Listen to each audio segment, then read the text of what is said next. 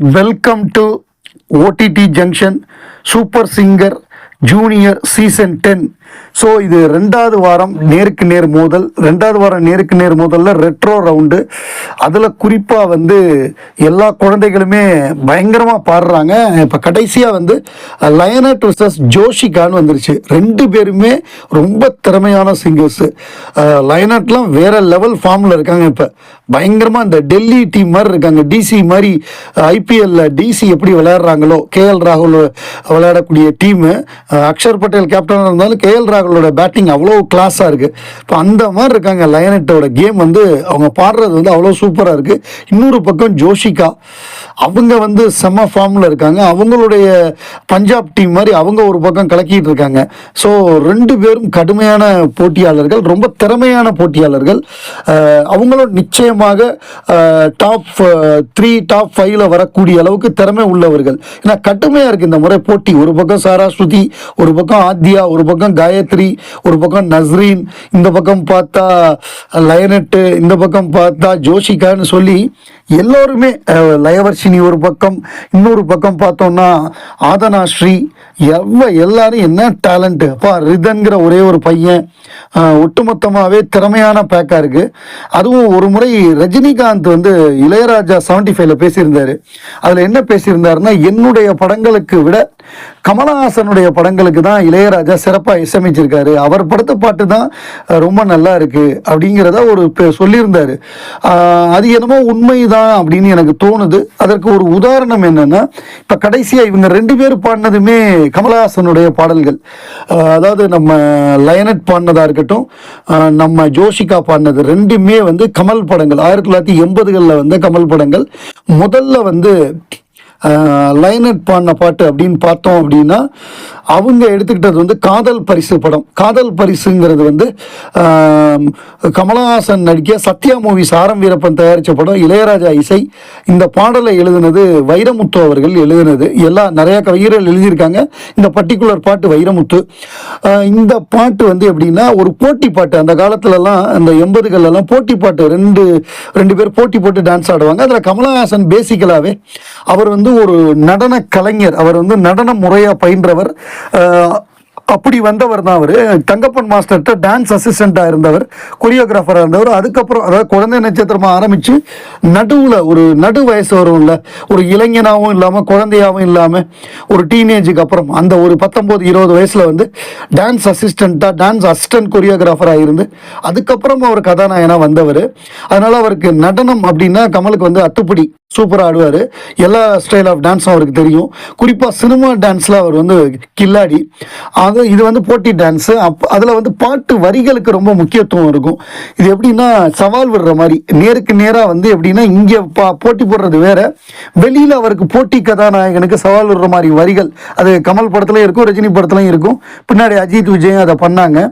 இதில் வரிகள்லாம் எப்படி வரும்னா, புரியாமல் போட்டி போடும் மனிதா சிங்கத்தை வெல்வதென்ன எளிதா அப்படின்லாம் பாட்டு வரி வரும். வான்கோழி மயில் நாட்டம் அறியுமா அப்படின்லாம் வரும் பாட்டு வரிகள். இதை வந்து எஸ்பி பாலசுப்ரமணியம், எஸ் ஜானகி செம்மையாக பாடியிருப்பாங்க. ஸோ அவர்கள் எவ்வளவு சிறப்பாக பாடினாங்களோ, அந்த ரெண்டு பேர் பாடினதை ஒரே ஆள் லயனட் பாடுறாங்க. அந்த லயனட் வந்து இவ்வளவு ஹை பிச்சில் அந்த அந்த சாங்கோடைய அந்த கலரையே மாற்றி வேறு லெவலில் பாடிட்டாங்க. ரொம்ப நல்லா இருந்தது. நான் பார்த்த பர்ஃபார்மன்ஸில் one of the best performance இது சூப்பர் சிங்கரில். லயனட்டோடைய பர்ஃபார்மன்ஸ் அவ்வளோ நல்லா இருந்தது. எனக்கு என்னவோ லயனட்டுக்கு கோல்டன் ஷவர் கிடைச்சிருக்கும்னு தோணுது.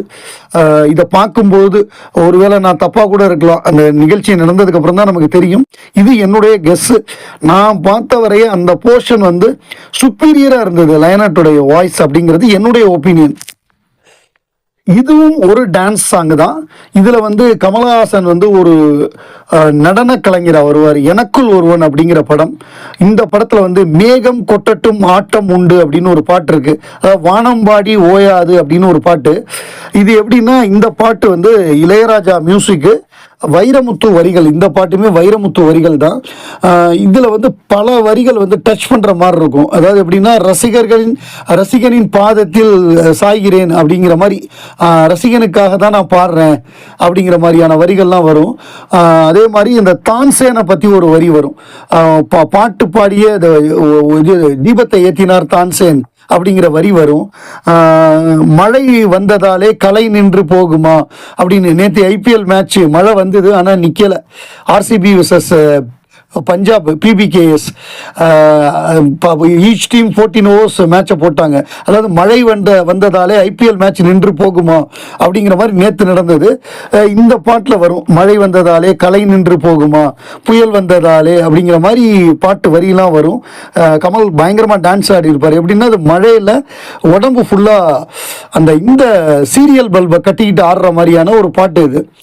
பயங்கரமாக இருக்கும், பிரமாதமாக இருக்கும். இந்த பாட்டில் தான் அவருக்கு பூர்வ ஜென்ம ஞாபகம் வரும். எனக்குள் ஒருவன்கிறது ஒரு பூர்வ ஜென்ம ஞாபகத்தை பற்றின ஒரு ஹாலிவுட் படம் 1979 வந்தது. பின்னாடி கர்ஸ்னு இதில் ஹிந்தியில் வந்தது கர்ஸ். அந்த படம் இதுக்கப்புறம் இதை ரீமேக் பண்ணாங்க, எனக்குள் ஒருவனை. அப்படி வந்த படம் தான் 83 நினைக்கிறேன், 83 ஆர் 84 அந்த காலகட்டம். ஏப்ரல் 83 தீபாவளிக்கு வந்ததுன்னு நினைக்கிறேன். எனக்குள் ஒருவன் நல்லவனுக்கு நல்லவன்லாம் ஒரு தீபாவளிக்கு வந்தது, 83 தீபாவளி தான் நினைக்கிறேன். ஸோ இந்த பாடலை எஸ்பிபி அவ்வளோ சூப்பராக பாடியிருப்பார். இது பயங்கரமான ஹிட் சாங். அந்த காலகட்டத்தில் ஆண்டு விழாலெல்லாம் இந்த பாட்டுக்கு தான் குழந்தைங்கள்லாம் ஆடுவாங்க. 80களில் ஆண்டு விழா, இது காக்கி சட்டை, இந்த மாதிரி படங்களில் பாட்டு, விக்ரம், அந்த மாதிரி பாட்டு தான் ஆடுவாங்க. அப்போல்லாம் ஆண்டு விழா வருஷம் நடக்கும்ல ஸ்கூலில், அந்த ஆண்டு விழாவில் ஆடுவாங்க. இப்போ இந்த பாடலை ரெட்ரோ ரவுண்டில் இவங்க பாடுறதே நமக்கு பழைய நினைவுகள்லாம் வருது. பிரமாதமாக பாடியிருக்காங்க ஜோஷிகாவும் ரொம்ப சூப்பரான சிங்கர், ரொம்ப அழகாக பாடியிருக்காங்க, ரொம்ப திறமையாக பாடியிருக்காங்க. அவங்க வாய்ஸாக இருக்கட்டும், அந்த பாவமாக இருக்கட்டும், எல்லாமே பக்காவாக ரொம்ப நல்லா இருந்தது. பட் எனக்கு என்னமோ இந்த முறை லயனட்டு ஒரு படி மேலே, ஏன்னா ஆஸ் அ பர்ஃபார்மராக அவங்க இன்னும் பெட்டராக பண்ணிட்டாங்க. அந்த ஷோமேன்ஷிப்னு சொல்லுவோம்ல, அதில் ஒரு படி மேலே போயிட்டாங்களோன்னு எனக்கு தோணுது. அநேகமாக லயனட்டுக்கு கோல்டன் ஷவர் கிடைச்சிருக்க வாய்ப்பு இருக்குது. அதை மீறி ஜோஷிகா கிடைச்சிருந்தாலும் நமக்கு மகிழ்ச்சி தான்.